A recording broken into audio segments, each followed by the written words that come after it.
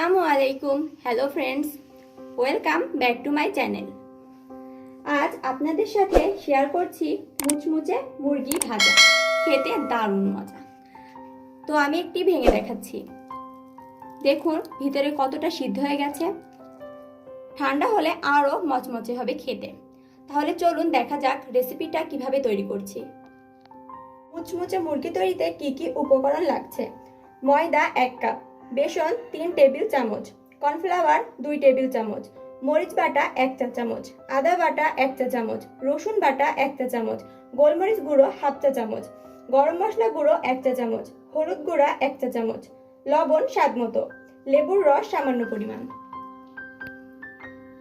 আর লাগছে চিকেন। এগুলো আমি রেগুলার সাইজ করে কেটে নিয়েছি।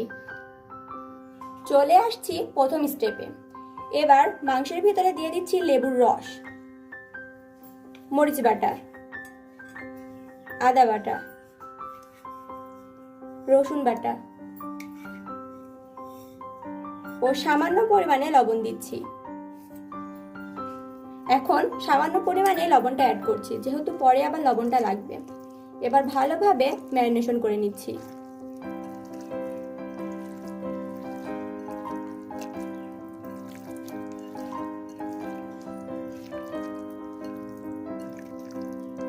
চিকেনগুলো ম্যারিনেশন করা হয়ে গেছে। এবার আমি একটি সাইডে 20 মিনিটের জন্য রেখে দিচ্ছি। এবার একটি বোলের ভিতরে সব শুকনো উপাদানগুলো দিয়ে দিচ্ছি।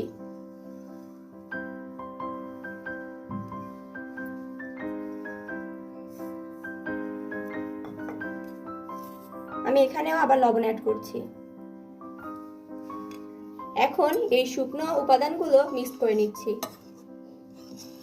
আমি এখানে কর্নফ্লাওয়ার ইউজ করেছি, আপনারা চাইলে চালের গুঁড়া ইউজ করতে পারেন।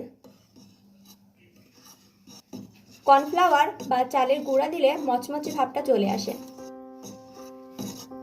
আমি এখানে গোলমরিচের গুঁড়া অ্যাড করেছি। গোলমরিচের গুঁড়া অ্যাড করলে ফ্লেভারটা অনেক ভালো আসে। এখন আমি নর্মাল পানি ইউজ করে ব্যাটার তৈরি করে নেব। প্রথমে অল্প অল্প করে দিয়ে দিচ্ছি।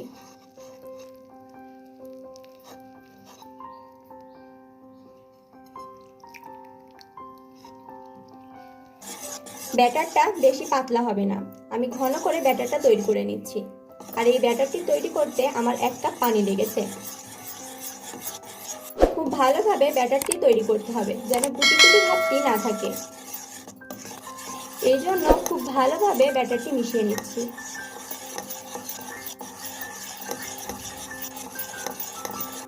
ব্যাটারটা আমার খুব ভালোভাবে মিক্সড করা হয়ে গেছে। 20 মিনিট পরে মাংসটা আমার এমন হয়েছে। এবার আমি এই ব্যাটারের ভিতরে ম্যারিনেট করা মাংসগুলো দিয়ে দিচ্ছি। এবার ভালোভাবে মাখিয়ে নিচ্ছি।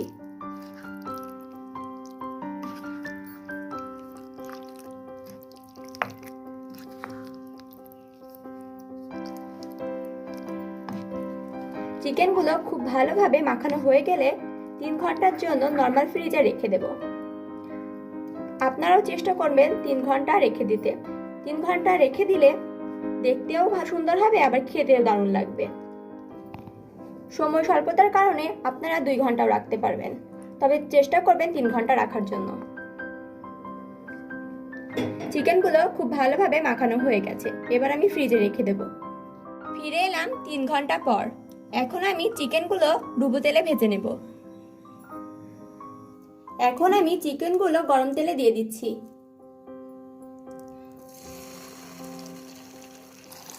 তেলটা আমি মিডিয়াম হিটে গরম করে নিয়েছিলাম। আমি অল্প অল্প করে দিয়ে চিকেনগুলো 2 বারে ভেজে নেব। চিকেনগুলো 10-15 মিনিট ধরে ভেজে নেব।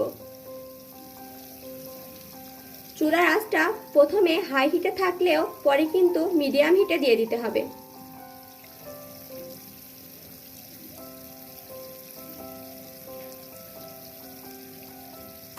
এখন আমি চিকেনগুলো উল্টিয়ে দিচ্ছি।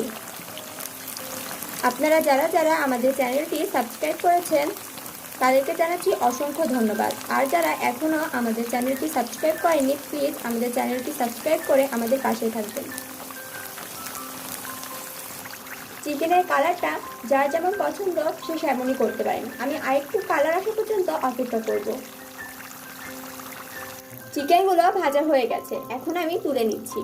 ঠিক একইভাবে বাকি চিকেনগুলো ভেজে নেব। আমি সবগুলো চিকেন ভেজে তুলে নিয়েছি, এখন আমি পরিবেশন করব।